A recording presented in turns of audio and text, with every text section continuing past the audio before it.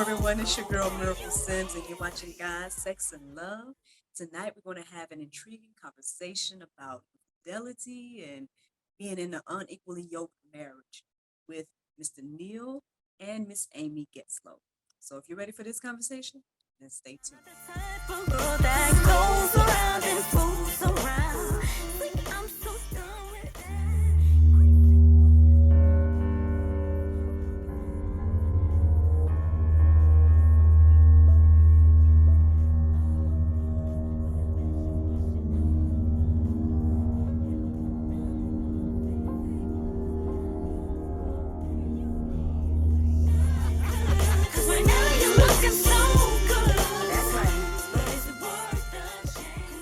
Welcome back to Guys, Sex, and Love. I am here with the Getzlows. Hello. How are you? Hello.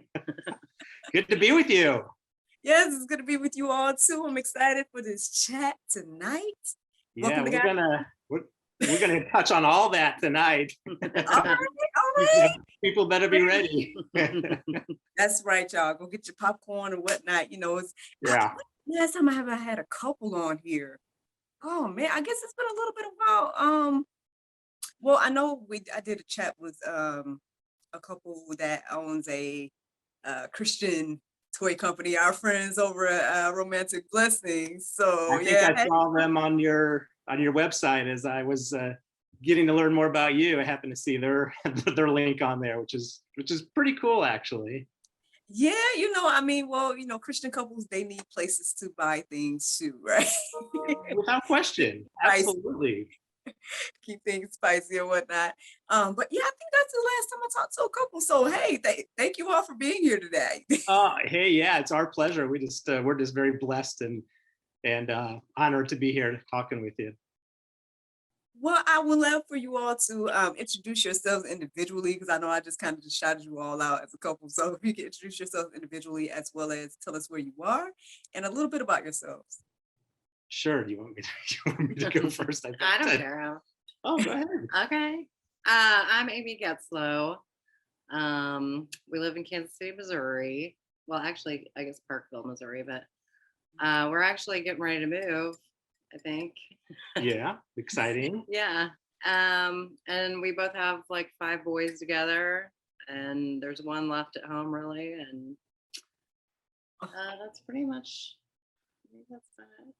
You're so boring. I know. Amy's a hairstylist, so it's nice to have free haircuts every now and then whenever she's a little overdue on my style. We've been busy. Yeah, I haven't had the time.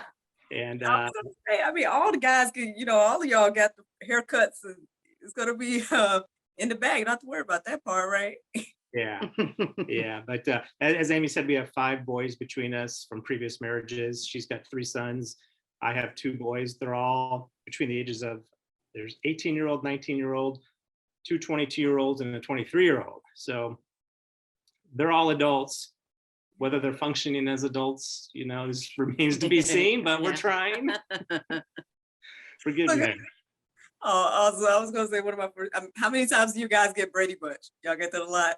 Yeah, our baseball team. Yeah, baseball team. Baseball team. Yeah. It's like Brady Bunch vibes, except all boys. That's right. Surprising me with this. Y'all are saying in their 20s, most of them. Yeah, three, but 3's in their 20s and 2 late teens. So, the youngest is getting ready to be 19 also. I mean, people probably looking at the cameras like, what? I mean, are y'all like 30-something yoursells? Oh, well, I appreciate that. How did this happen? Like, God is good, right? I mean, we are very fortunate and blessed to have some good genes and from both sides of our families. So well, I shouldn't say that, but I will. I didn't get a lot from my parents, and that hence a lot of the issues that I have, right, that we're working through, but they gave me some good genes.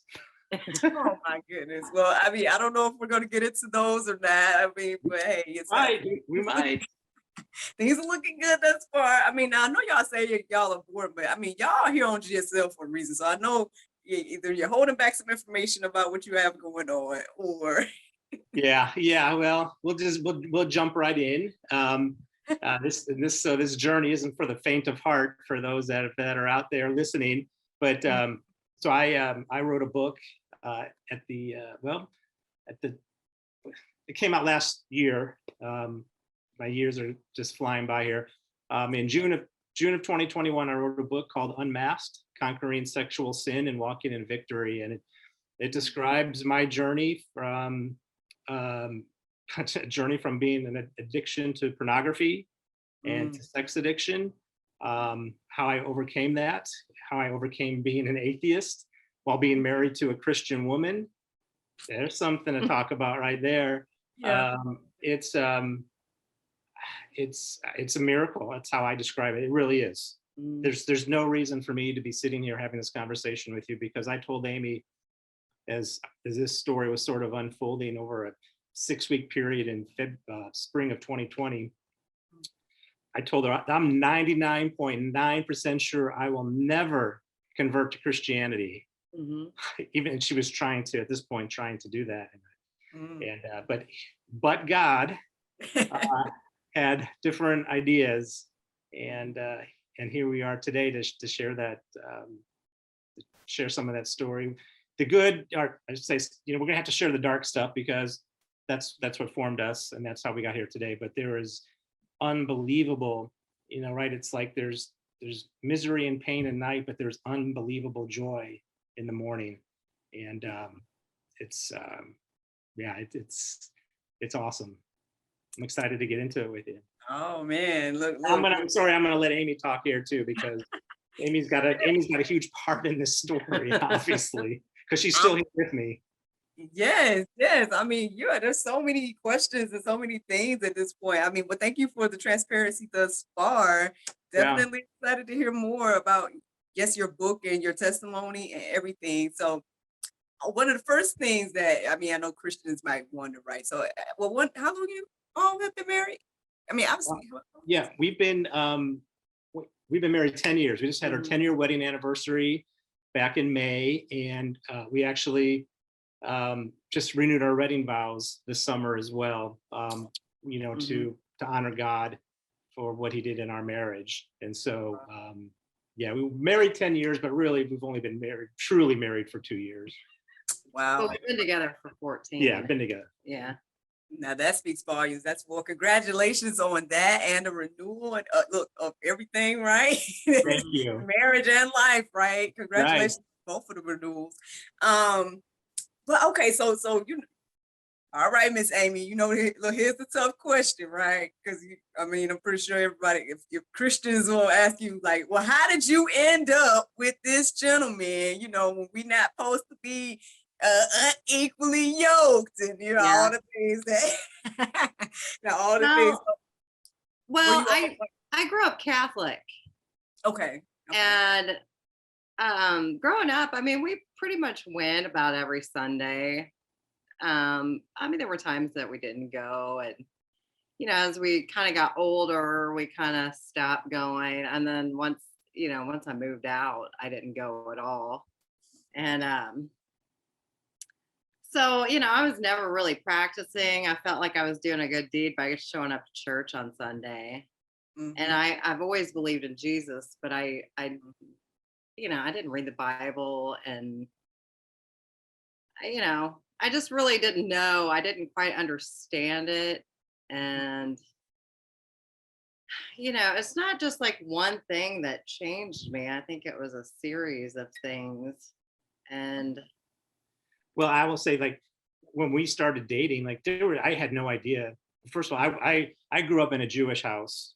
So my family's all Jewish, grew up in the same Jewish neighborhood in St. Louis, going, through high school. So I had no idea, had no relationship with God whatsoever. It was just a cultural thing for me. And I considered myself an atheist when I met Amy, and we didn't really talk about religion at all.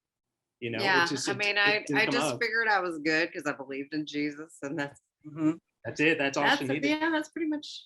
But yeah, I mean, when we got married, I mean, we were living a good life. We were celebrating our sins together. It was, I mean, we were in it, like drinking and partying and, doing premarital things that might not be too good. And so we were enjoying it all. But then 3 months after we got married, Amy told me she found Jesus. Wow. Well, I would say okay, so before we got married, I don't know how long before we got married, because it was kind of before we moved, because we got married kind of right after we moved into this house. Mm. And I was at work and there was nothing going on, and somebody had left this book in the break room, so I thought, well, I'll just read this because I was bored. And it was an easy read. It was called 23 Minutes in Hell. And I read the whole thing probably in just a couple of hours. Mm-hmm. And it scared the heck out of me. And I remember I went home and I told Neil, I was like, you need to read this book. And I don't know what else I said to him, but he wanted no part of it. Mm-hmm. And so I was just kind of, I don't know. It bothered me for a few weeks, but then after a while, I just kind of went back to things as usual, Mm. and then we get married. I can't remember what else it was that kind of, it was partly the stress of us moving, and then it was time for me to pay for everything for the wedding. I wrecked your car. Yeah, just everything just seemed to be going wrong. My parents let me borrow their truck, and then they were wanting it back. And I was like, we haven't moved yet. We can't buy anything until we close. It was just, and I don't really stress about anything. So that really, and I remember praying about that. And I think that was part of it too.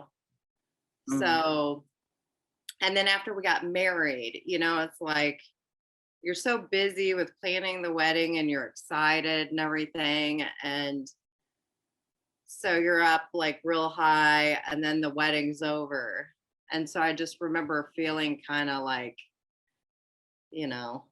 okay, now it's just back to regular life. And I remember hearing a preacher or something saying getting everything that you want, if you got to the point to where you had everything that you wanted, then you'd realize that you still had had an emptiness. And so that had come to mind too. And so it seemed like it just all kind of went from there. And then I'm I started to change. Yeah, she changed big time, of course, right? I mean, she was transformed. Yeah. And I was not. I was firmly in the no camp. And and so I did what any good atheist probably would do to a Christian, was I persecuted her, right? I treated her terribly. When she sat me down and told me, the first thing I did was go over to a friend's house and said, you will not believe what just happened. And I would leave her to go drink with my friends, to go party, and that ultimately led to led to other sins, more dangerous sins, and the sexual sins that because for me, I just felt like it was this, and we'll get into this, but for me, I had the same emptiness, right? Like we all do before we find Jesus. And that's I had this hole in my heart from being from that loneliness I had as a kid and the love I was missing with the kid. And then now Amy sits me down, we're in this great relationship, great marriage for 3 months, and now she has a relationship with Jesus. And so I think in my mind it was like, well, here we go again, right? That the love and affection that I was missing, I felt like was, and I used it, right, as a justification for, that's what I would always do, is whenever I'd sin, would blame someone else for my actions and not take responsibility and accountability for my own decisions. And that's what I did here. How's that for a start?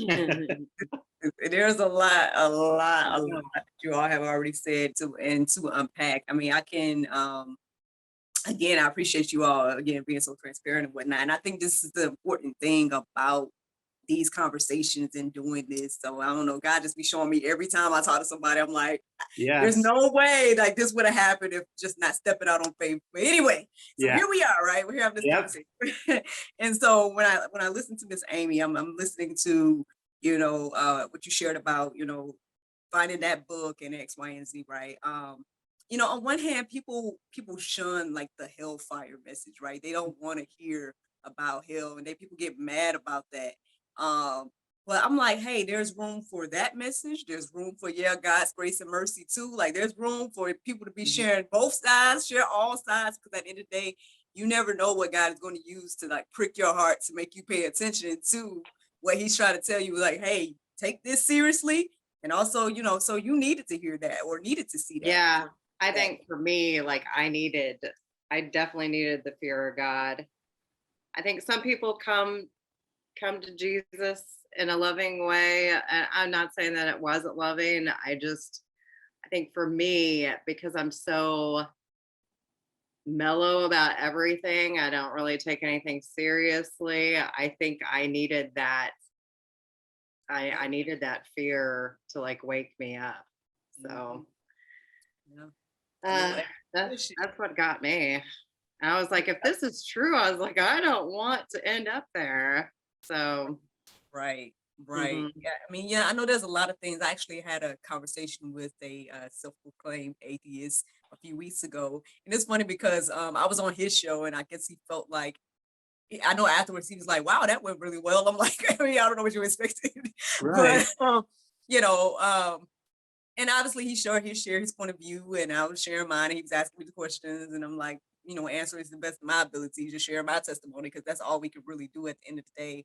um and I guess the way I approach everything is like, hey, I know God gave us all free will, so technically you can believe what you want to believe, but for me, I'm just like, when you break it down, it's like, I don't know, the chances is 50-50 when you think about it, and either you're right and nothing, or I'm, what the Bible says is right and you lose everything. So I don't know. I don't know, I mean, and sometimes people need to hear that, they might need to hear that message. So I know again it comes with that bad rep of like, well, I know why people are preaching about hell or teaching about hell, but it's like, well, some people might need to hear that. But then on the flip side, the grace and mercy messages are very important as well. And so, you know, when I'm listening to you, Mr. Neil, you're talking about the, things that you did to supplement that your wife has changed, and, this new marriage, and, your life already changed with that. And then, and then now Mhm. your wife has changed.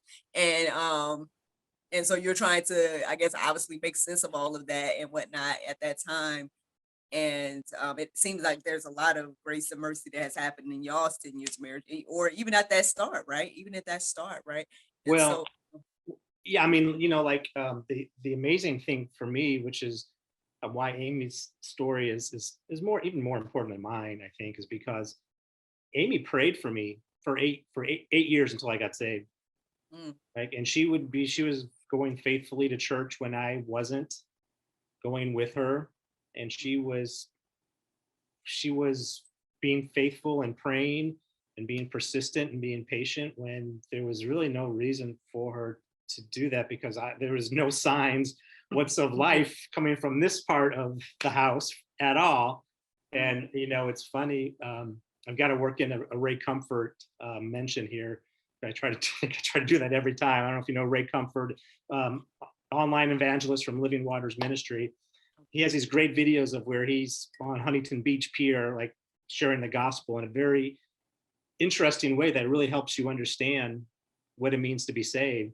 And mhm. she would play these videos for me on YouTube, like right before we go to bed, trying to see if maybe like when I fall asleep, maybe like subconsciously Uh-huh. it'll it, Oh, it finally worked. I don't, it's like but it took a few whacks in the head from God, um, in February and March, April of 2020 for my journey to sort of kick in and get saved.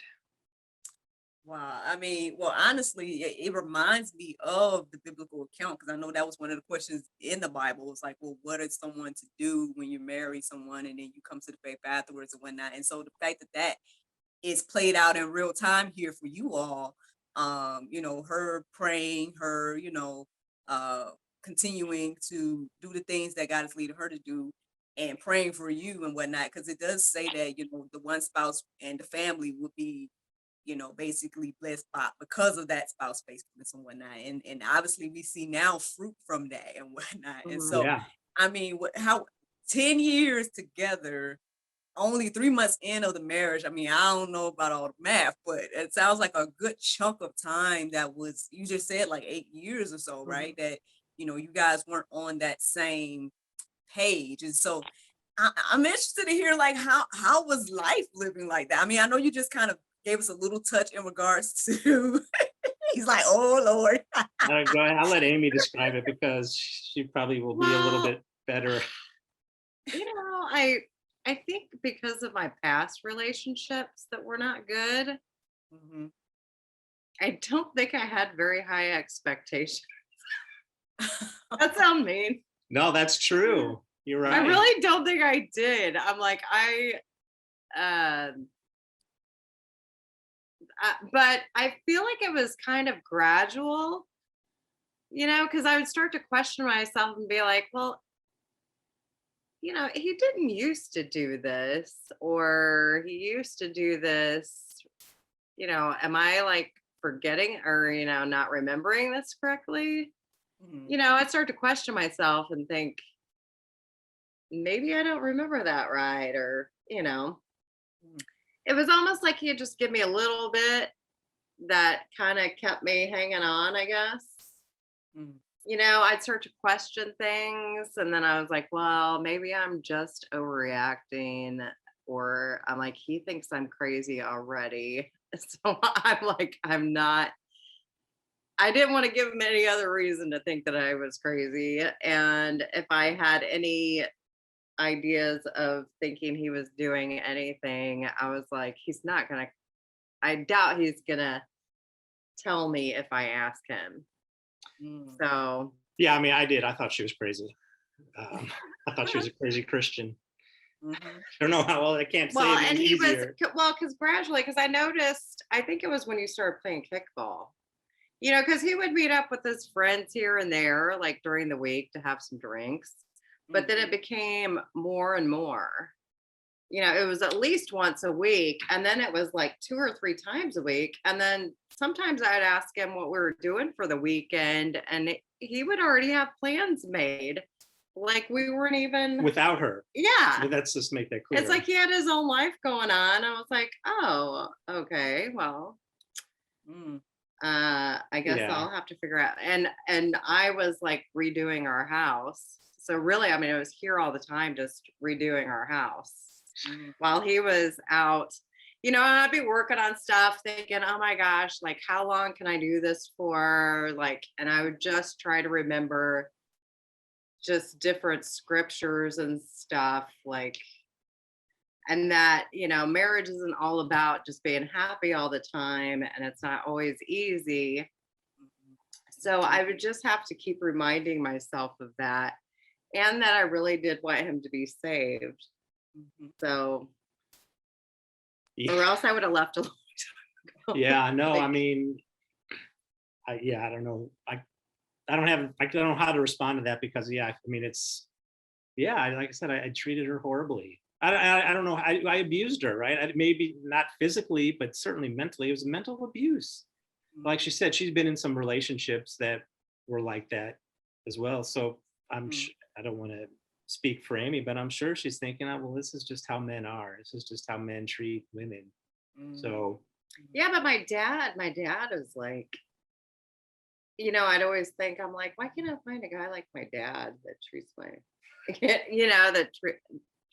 would treat me like he treats my mother. yeah, But I was just like, there's probably not that many out there. So, Wow. I mean, well, see, for me, I guess I knew that you all would probably be seeing things differently in regards to maybe like the way you're parenting and all of this. And I Oh know that yeah. adds a whole nother element when you think about like I mean, obviously it seems that you're referring to like infidelity and whatnot. We can, if you, I don't know if you want to talk about that or not, Oh um, no, it's but all fair game, all fair game. But you're right. uh, I mean, we didn't even touch that. Yeah, with parenting issues. I don't. We were never on the same page with mm, parenting. I was never a disciplinarian. It was always Amy that was laying down the law. And that's probably the, you don't want to look back, and you don't want to look back with regrets. But that's certainly, you wish that, I wish I had God's wisdom, mm, so much earlier, so that I could share that with our boys. you're Um, born, as the I man know of the it's, house. yeah, right. I mean, I totally shirked my duty for so long. Now, the great thing is it's never too late, right? It was never too late for me, so there's still time to Yeah, reach them and yeah. influence them. But yeah, I mean, Amy's taking care of the house. Like, she's Mm, doing all the house, like, and not just like she is doing construction to the house while I'm out gallivanting around, and she's trying to be the disciplinarian, mm, for the boys. So, like the roles, it wasn't even like the roles were reversed. I mm, think she just owned it all. And mm. so, Well, I remember even having that conversation with you, saying that we needed to be on the same page, yeah, and you were like, not really hearing any. yeah. And well, I'll say also too, my, I don't know how far along in our marriage this was, 16, 3, maybe a couple years before I got saved. My youngest son um, came out as gay to me. So I remember, and this is before I was saved. So of course I'm very supportive and proud of you, and all this stuff. Um, and Amy, when I told Amy, she started crying, and I didn't understand at the time why she was crying. Mm, I just thought, again, I had the wrong mindset that she must hate him. That's why she's crying, and which mm, couldn't be far. That's so wrong and so far from the truth when you're talking about this issue, because if you're a true Christian, you don't come to any issue with hate. It's about love. right. And so that just shows you just the gap that And we I that we have even between told us. him, I was like, don't think that I don't love him. Like, I never said anything. Like, I wanted to make sure that he knew that it wasn't that I felt uncomfortable or hated him or anything like that. Yeah, But that just never seemed to sink in. I don't It's like, yeah. No, I it mean, it didn't was, seem to really matter what I said. I think he just had in his mind what he thought. I was blind. Yeah. And blind, and my heart was about as hard as the hardest stone in the world. That was me. Mm. That was me. So yeah, with those being on those different pages for all of those years, like technically now, I'm not trying to, I'm just saying technically, right? According to the Bible, right? That's one of the one things where it's like, well, if there's that or whatever the case is, um, basically that's where I guess divorce and all of that and whatnot comes in. Yeah, And but somehow, right, in spite of all of that, y'all have maintained these 10 years and even reached this point of, again, the renewals that we've been talking about and things like that. And then, so I'm sure anybody watching this at this point is like, well, how in the world did that happen? I know that God did it, right? We know yeah, that, she stayed faithful and was praying and whatnot. Obviously, God gave her that strength in that season, right? While she was waiting. And then you were going through your process, obviously, as we all do, everybody has a process, so it's no judgment on your process, you know what I'm saying? Um, so, so what was that aha moment? Like, what was that thing that was like, hey, you know what? Maybe I might need to look into this. well, yeah. So this is the good part here, right? Yeah. So Amy, right? The first 8 years were all about Amy and praying and trying to ask God to work in my life. And he showed up in February of 2020 while I was on a business trip in Chicago. Um, I had set up an appointment to meet a prostitute that I had found online. And it was something that I was accustomed to doing on my business trips that I had been, had over. I was totally expecting a business meeting. I was, I was like, always doing business in Chicago. Yeah, Sorry. I mean, that's why I titled my book Unmasked, because for all these years I had this mask on, and Mm, nobody knew what I was doing with pornography. Nobody knew that I was visiting prostitutes. Like it was my double life that I was leading. Mm-hmm. mm, I never get. I mean, like I never. Amy didn't have any passwords to my computer, to my phone, so and every time, like, I would take my phone to the bathroom with me into the shower, so she couldn't try to get into it. I mean, I was oh, very secretive, right? Of course, because I had this double life I needed to protect. So I'm in Chicago. In the morning, I'm actually due back into Kansas City, and I don't know what triggered me to do this, but I reached out to this woman and went over to her hotel room. And as I'm getting ready to leave the hotel room, there's a second bedroom in this room, and the door opens up, and a large man steps out of the bedroom. He's dressed in drag. He probably looks like a football player from the Chicago Bears. And in his hand, he's holding a cell phone, and it has Amy's contact information and her picture on it. And it says, "We're going to need you to pay us more money, or we're going to call your wife." And that was like I said, I put myself in some pretty dangerous situations before. Sort of. I oh, mean, I never considered the ramifications, like they would end in murder, my murder. But I was like, okay, this is the first time where I'm really scared. Like something bad is going to happen if I don't get out of this room. mm, And very calmly made my way to the door, all while sending money, through an app to them. And about $900 later, I got out of the room. And as mm, I'm basically sprinting to the elevators, I can hear the door open behind me, and they're yelling, "Hey, you're going to have to pay us more money, or we're going to call your wife." Um, oh, but I made it out of the hotel, went on with my meetings. Again, I had the mask on tight, had great meetings that day. Nobody knew I was just blackmailed by a prostitute. Made it home from Chicago to Kansas City. Amy picked me up from the airport. Now, Amy did say I probably was maybe acting a little bit weird when I came home, but they hadn't called her yet. So I'm thinking, all right. Well, he would like sometimes come home from, because I was, when you're out of town, you text or something, he's like, I miss you and all that stuff. And then, Yeah. he just comes home off of his flight and he's crabby. I'm like, I haven't even done anything. Like, why are you in a bad mood? Well, there's a lot going on. Well, yeah, which I had no idea, but I was just like, Yeah. what happened in the, But she picks me up. They hadn't called her. So I'm thinking, okay, the worst is over. They're going to move on. They'll get bored, and they've got other people to mess with. So I'll be okay. So that was, we go to Sunday, March 1st, 2020. And this is where God steps in for the first time. It's about 9:30 at night. That Sunday evening. I'm working on my laptop in my office, and my phone starts blowing up. It's this couple again saying, "You've got 15 minutes to pay us more money, or we're going to let Amy know what you've been up to." And I'm thinking, I'm just going to ignore him. Like, I don't know what else to do. I'm not paying them any more money, mhm, and I'm thinking, why would they call Amy? Because once they did, like, then there's no more motivation for me to pay him. But they decided to hit the nuclear button, probably just for fun. And 15 minutes later, they start texting Amy pictures and things of what I was doing in Chicago. And I can, I remember this, like, bedroom door opens up. I hear Amy charging down the stairs, and she burst into my office saying, "Are you cheating on me?" And of course I did what any addict would do.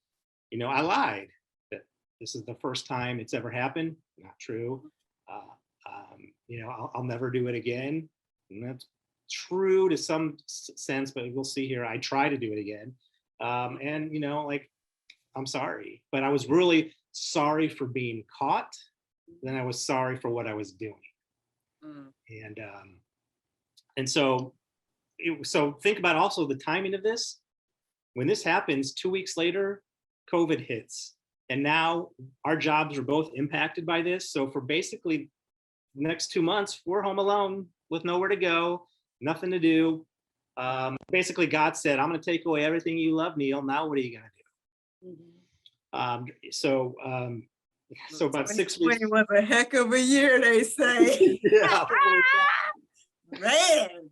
So about 6 weeks later, again, we've been working on things. This is where I told Amy, I'm 99.9% sure I'm not going to get saved. She sent me to meet with a pastor at her church. Her church at the time, now is our church, but she sent me to meet with a pastor, and I listened to him, but I wasn't stirred, I wasn't moved, and I think he even told her, like, I don't know if he told you or. Oh, well, I don't remember. To me, I was like, you don't seem like somebody that feels bad for what No. what I found out that you're doing. Yeah. And the thing, I mean, like, I kept thinking back. I was like, how long has it been that I have been thinking that he's been doing something? And I really think from almost the beginning, I think is when I thought something was going on. You probably knew. And I feel like maybe God was even saying, because I remember we're laying in bed and he had his phone. And it was almost like, hey, notice his phone is like turned every time you look his direction. Because I noticed like anytime I would look his way, he'd have it just enough to where I couldn't see what he was looking at. But that was the thing. I was like, well, I don't have any proof. I'm trying to think of like, how could I find out? Because I was like, I didn't know I didn't know his password. I didn't know how to get into his computer. I was like, I have no idea like how to find out if he's doing anything. But he was always home. Well, I shouldn't say he was always home in the evening because he would meet up with his friends. But I was just like, well, but God showed you a way how to get into my computer somehow, because so 6 weeks after this incident in Chicago, we've been home alone. My addictions come up again, and I'm on my computer in my office, and I'm texting a person I had an arrangement with here in Kansas City, trying to set up a meeting with her. And I'm doing this all on my computer, so all my text messages are on there. So I set up this meeting and leave the house to go do it. And this is the second time where God decides to meet me. I 100% sure I locked my computer. Every time back then, every time I stepped away, I had to lock it, because if Amy ever saw what was on there, it's over. And of course, I never would think that she would, once I knew that secret is out, like the marriage is over, and it was done. So I leave the house thinking I've got my computer locked, all is good. Well, 15 minutes later, all of a sudden my phone starts blowing up. It's Amy. She's texting me pictures of my text messages from my computer to my phone. Like, this woman, I love her, but she has no idea how to use a computer. And now she somehow managed to text me images from my computer that was supposedly locked. So I'm like, and since she's like, what is going on? And so of course, I didn't make it to this appointment. I, immediately turn around and come home. And all the time I'm thinking, what am I going to say to get out of this? I remember I texted you. I was like, why haven't you just asked me for a divorce? Yeah. Like, well, and I like, after I mean, like I said, I felt something was going on. And then after I found out about the first person, I was like, this isn't adding up, because I've been thinking something for a long time. And so, but I didn't say anything because I was like, I need more proof. There's got to be more to this than what he's telling me. And then, well, yeah, and I came home and I gave her some story. Honestly, I don't remember what I told her, because it was just a bunch of lies. I was at the end. My secret life was coming to an end, and I had no way to hold up the walls. And when I got home, and she wasn't buying. She was not buying the story anymore, because finally things are starting to click into place for her. And so, but she told me before we went to bed that night, there's only one way to save this marriage. You're going to have to pray to God and ask for help. And we went to bed that night. I woke up the next morning. She had already left the house just to blow off steam, I think, and just drive around.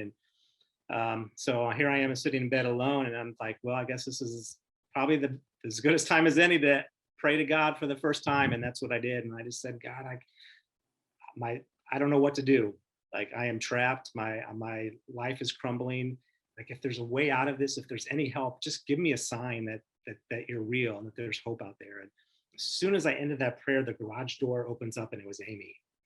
And like Amy is just the key to this whole story. So she comes inside and comes upstairs, and I say, look, I prayed, I really want to work on things. And of course she's very confused. Right, she is, rightly so, because not knowing what is happening here. And then finally, well, I was pretty much leery of everything you were saying. I wasn't really believing anything you were telling me. Well, finally, to get to the culmination of all this, the third and final time, God says this, pay attention, please. We're sitting on the couch that afternoon, and now Amy gets a message from some random dude on Facebook that says, do you know a Neil Getzlow? And it turns out that was the ex-boyfriend of another woman that I had an arrangement with in Kansas City. And he was texting Amy all the receipts of my conversations and finance things. I was sending her money. And but before he even did that, when she read that message to me, I don't know what it was, but I described in the book, there was this feeling in the pit of my stomach that says, I've got to get this out. Like, and I felt like I was about ready to throw up, and it was like the truth was coming up and up and up, and it's just like out. I couldn't stop it, and I told her what I was doing, and like I threw up all over the floor of our marriage, basically. And just like what happens after you're sick, I felt relieved. Like it was probably the best I'd felt in a long time, because I finally had taken the mask off. I didn't have anything else to hide, but of course, here comes the right hook. Or at least I'm preparing for the right hook. But what happens next changed our lives in a way that is still hard to believe. After I tell Amy this, she looks at me and she's like, Neil, Jesus forgave me for my sins. How can I not forgive you for yours? I forgive you. And that was the day that the chains of my addictions fell away. I have been pornography free since that day, April 14th, 2020. Have been faithful to Amy. I've not been tempted by anything outside of my marriage. I've not been tempted to look at pornography. And since this show was about sex, I'll just say it, like Amy's the only woman that I've seen naked the past 2.5 years. And it's been the most unbelievable thing that's happened to our marriage. And that's just bonus, right? Like my life got that day, God, and that was not just Amy saying that to me. That was Jesus. That was the Holy Spirit working through Amy to say, I forgive you.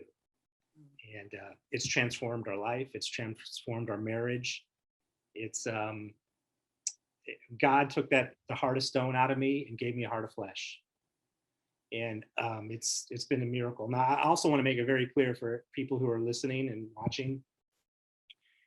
Amy's forgiveness obviously was the key to our marriage surviving. There was no way our marriage would survive if she did not forgive me, because that bitterness would just be too big of a hill for us to climb. But I want to make it clear, like her forgiveness did not let me off the hook for any of the actions that I did. I still had to own up to my actions. I had to come with an extremely repentant heart. I had to walk the walk. I couldn't just say, I'm sorry. I had to live it out every single day. But that's what I'm doing. And that's what I've been doing. And that's why I'm so happy to finally, 45 minutes in, I can finally say our marriage is the marriage I'm so proud to be a part of. I am so proud and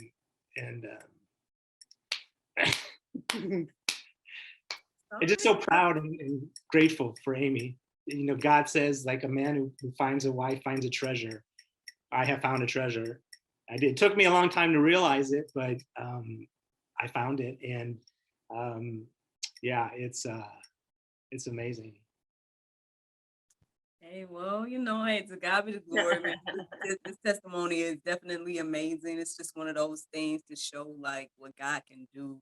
Like you just said, took that stony heart and turned it into this heart of flesh. But I mean, look at you now, man, Mr. I would never ever is out here not only writing the book but sharing his testimony, and who knows whose heart you touching at this point, And so Yeah. So, I mean, obviously, well, Miss Amy, how you feel about this new lease on life? He just said how he feel. I put you on Oh, the spot things are, yeah, things are great now. I mean, it took me a while. Like, now. I drilled him with questions. She became a private detective. If she has a new life career in her, she'd be private detective because she took my phone and became like a forensic scientist, going like looking every inch of that phone, trying to find shreds of evidence to put all the stories together. But I'm sorry, but One of yes, them No, I ladies that haven't. no, she's like, I want to know the that's details. right.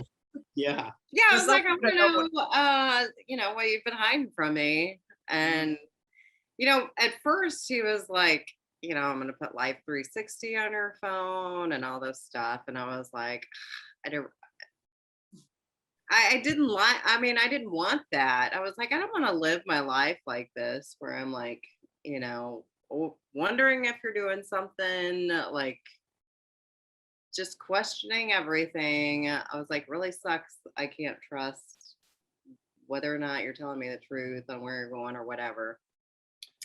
But I did, he put it on there, it was like, just kind of gradually, like, well, and you have a password to my phone and my computer, so you could get on at any time to see. You have access to it all, so you could see. And she did, right? Like I'd say when this first happened, she was on my phone probably more than I was, seeing what was going on there. But as time went on, you know, there are things that trigger her reaction, right? So, but I'd say it's like the trust grows, right? When you communicate with your partner, like that's a mhm. huge thing. Like I talk to her now like I never did before. Oh yeah, he hardly said anything Yeah, to because me. that's my because we and look, hey, Jesus is the answer to this, but Jesus also led us to a Christian counselor that could help us talk through it as well together. And he told me this really interesting way to look at it, which is like there's a reason why you were so uncommunicative to anybody. It's because you had so many lies in your head to keep straight that you were scared of saying the wrong thing. And it's true, it took all of my energy to keep the lies straight. And when that is gone, like it is, we always talk about freedom. Well, that was the ultimate freedom now. And Mhm. it's funny, so like when Amy would get on my phone, like there were still, especially right after this happened, there were still remnants of my old life on there, right? I didn't have time to scrub it, and I wasn't deleting things so to hide it, but just to like, she's been hurt enough. Like there's no reason to continue to have that hurt be out there. But once the phone was clean and there's the pornography and all that was gone, but there'd be times when she'd get on my phone and I'd have this older reaction like, oh my gosh, what is she going to find? And then I just like realized she's not going to find anything. Like, I don't know why I get so defensive. Knock yourself out because there's nothing there to find anymore. Mhm. There's a couple of questions swirling in my mind. No, we've Yeah. already talked. Y'all probably like, look, we'll have to just come back, Miracle, because Maybe. yeah, you're always welcome to come back if you want to. If you want to touch on these, you can or not. But the two Yeah. questions that are in my mind is like, do you all know how this affected your children? This whole thing, and then do you like what was it? Her becoming a Christian is what made things, you separate yourself from her in the marriage, or was it kind of like something that was always kind of going on, and then it just escalated and elevated in the marriage? Like, because people, for example, I guess the reason why I bring up these two topics, and again, I know they're two huge things, so if you don't want to talk about it today, I totally understand. But the reason I asking or bringing these up is because, like, well, one, when we talk about, like, for example, infidelity and things like that, the other person takes on that whole thing. It's like, oh, well, why is this person doing this to me? And why did he not think about me when, or vice versa, if it's the she, right? Like, if it's the wife doing the infidelity, like, did she not consider me? And all of that, and so I guess to kind of answer some of those questions. And then when it comes to the children, children are affected. Like if they had any idea of any of this stuff, it does affect like how they live and obviously how they, y'all's dynamic are as a family and whatnot. And so I need y'all, we need a separate show just for that. Those two questions alone, I think. I'll start here on as far as how Amy's Christianity, when she told me that, if that sparked anything. Like this didn't come out of nowhere. I've been exposed to pornography starting at the age of 9, and so that's a problem in this country right now. It's a problem in our culture is that too many young kids have access to pornography, and it desensitizes you and it scrambles your brain. And this is coming from someone who grew up in the 80s and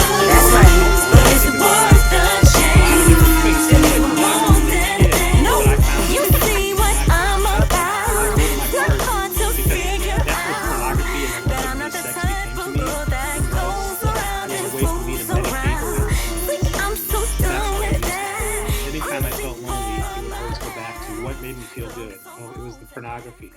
Oh, okay, I'm gonna look at it. I feel better for a smidge. Oh, wait a minute, I feel bad now. This is why nobody loves me, and this is why I'm alone. And it's that shame cycle that just spins out of control. And it would be like a hurricane. It'd spin up and cause its damage. And then when Amy told me about that, it just sort of feelings I had from growing up and as a young adult. About pornography and so I want to make sure I'm understanding. I'm sorry. I want to make sure I'm understanding. Like when she told you about her newfound love for Christ, right? I know you mentioned this earlier, and it sounds like you're saying the same thing. You equated that to like she isn't going to love me as much anymore. Like you kind of took that and was like her love for Christ is going well, and it is supposed to supersede the other person. Absolutely. But you know what I mean? You kind of took offense to that as yes. her husband at that time. Absolutely. Gotcha. Gotcha. And as far as the kids go, it's hard to say. I know I can speak from being with parents of a child of parents who got divorced. Like I do think there's a generational sin, I don't want to call it a curse, but there are things passed down from generation to generation. I always vowed I didn't want to get divorced, and so I, divorced my first wife. So here my kids are home of a broken divorce. Mm-hmm. We had Amy's stepson found we found him searching pornography on an iPad when he was 12. I didn't handle it in the way that I should have. If I would have found it today, it would have been a much different conversation. But I didn't handle it the way I should handle it. And then her youngest just told me the other day when they were, I don't know how old he was, maybe 6 or 7 years ago, they found an old iPhone of mine that they were using just to get on the internet, but they found things on there that I was doing and never said anything. So I don't know, is there a direct impact? Yeah, there's gotta be. I don't, and so basically you guys haven't talked to them about this though, or I mean, they know, yeah, they know the journey, but I haven't sat down and we've done it in bits and pieces. I'd say that's probably one area we probably could shore up, is just,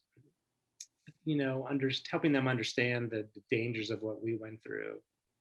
I believe, of me anyways, with dealing with pornography, that's the biggest one for me, is getting them off of that. And I know some of them are being exposed to it now. Well, hey, if nothing else, I mean, they've seen the change in their father, and that's huge. That's a start. And thank and praise God for that. Thank and praise God for you all being able to, weather the storms, as they say, hold on to your vows and renew them. And it sounds like a lot of new things are happening for you all now, new home, and new marriage and everything. So I hope and pray that God just continues to bless that. Well, and I should say, again, this is God, sex, and love. So I got to say this. I'm sorry, Amy, to say this publicly, but I have to, because Christian couples don't talk about sex. I don't think they do. And we should, because it is a gift from God. Sex between a husband and a wife is a gift. I'll just leave it at, I'll say this last thing for encouragement for married couples out there. We went from having sex maybe once every 3 months, probably. Is that accurate? Yeah, I mean, yeah, like Yeah. maybe once a month. Something. Once every month, 2 months, to 3 or 4 times a week, easily. Yeah. That's the impact of pornography has on men. It just messes with you. And again, when the only woman that that you're seeing naked is for me is my wife, is Amy. It's she is absolutely the sexiest woman in the world. Hey, look, I'm on team more married sex, so I'm all for that. Congratulations, man. Look, somebody gonna tell my. I'm just like, he's out there. He's in the room. That's what I'm joking. But anyway, no. So y'all Sorry, got I have too much information. Feel free to edit that part out if you like. But that is an important part. I want people to know too. Like that is an important component of the intimacy. Like that is a key component to a marriage. Yes. And the start of that is communication Mhm. and talking and trust and honesty and God, and all of that goes to feed into your intimacy. Mhm. Exactly. Look, brand new book. You welcome. Yeah. Well, man, I know I could probably talk to y'all all night, and I know y'all probably got other things to do. I mean, look, married folk things. I don't know. Don't go. I'm cracking all the jokes now. So where can we find you, more information about you and your book? Both of you all, share all your social medias and whatnot. If you want. Yeah. Yeah, well, Amy's still sort of a little shy when it comes to this. So it's you go to neilgetzlow.com. You can learn more about our journey, and you can look at our book there and order it if you would like. You'd be honored if you ordered it through our website. We'll give you an autographed copy, and we're also donating $5 from every book sold to Run to Stop It. It's an organization fighting against sex trafficking in the U.S. An organization we're very passionate about, obviously, and so would love your support there. And you can find me on Twitter, on Facebook, sort of on Instagram. I'm not very good grammar person, so Facebook, Twitter would be the best places to find me and engage me. And please feel free to email me or reach out. And yeah, we're just, when we share our testimony, I love doing it, even the dark parts, because it's, number one, I hope it brings encouragement to others and to other married couples. It's like, maybe there is hope for us after all. If these two can come back from the edge where we were at, then anybody can. Yeah, because I mean, I was even thinking, I don't see how we could possibly stay married. Yeah. But it is, and it gives encouragement to us too when we tell the story, because it is a reminder of how great God is. Mm-hmm. Absolutely. And look, that accountability as well. The more you tell the story, the more it's like, yeah, you gotta stay on that path. Oh yeah, there's no deviating from this path. But the enemy wants to help knock us off course for sure.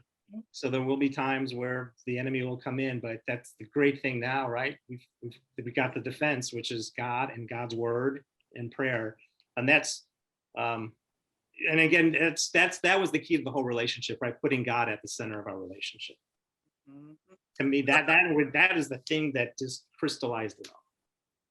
Well, I think the big thing too is like, even when I don't feel like doing something, like even if I feel like I am mad at him or I don't want to talk to him, like I make myself do it. Does that happen?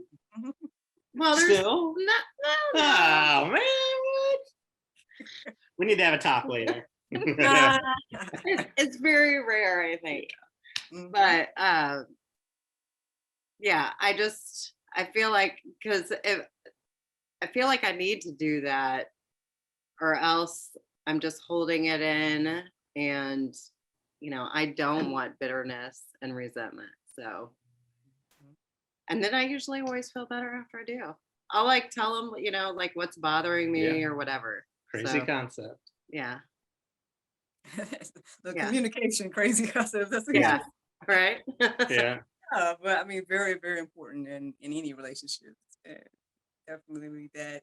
Well, like I said, man, I know I'll keep y'all on here all night, so I'll let y'all go on, get back to y'all's married folk business. But I Yeah. appreciate you all so, so much for joining us tonight and for sharing and being so transparent about everything. Like I said, you're definitely welcome back. And please go support this gentleman and his book, y'all. Thank you so much. We're so blessed to be here. We appreciate it. Thank you. Miracle Sam's, let's go.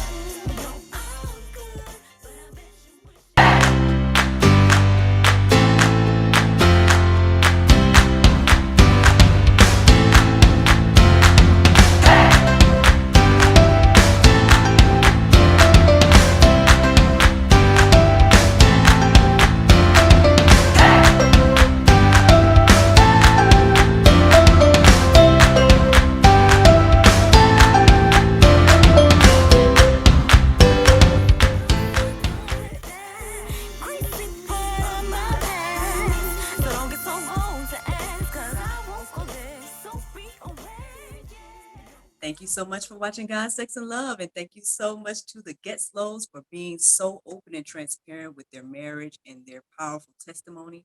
I hope that you all check out his book. And don't forget to like, subscribe, and share here on God, Sex, and Love. Have a good night.